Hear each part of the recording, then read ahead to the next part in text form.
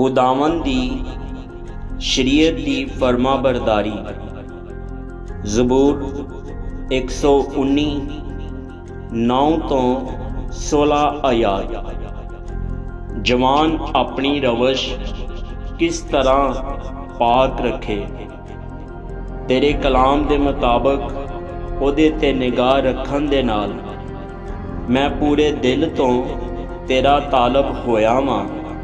मैनू अपने फरमान तो भटकन ना दे।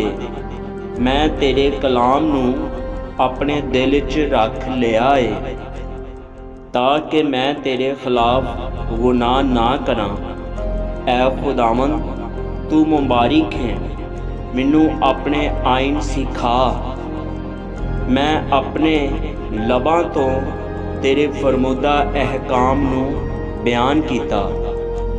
मैनू तेरी शहादतां दी राह तो इहो जी शादमानी हुई जिहो जी हर तरह की दौलत नाल हुंदी है। मैं तेरे कवानीन ते गौर करांगा ते तेरियां रावां दा लिहाज रखांगा। मैं तेरे आइन च मसरूर रवांगा। मैं तेरे कलाम नू ना भुलांगा। आमीन।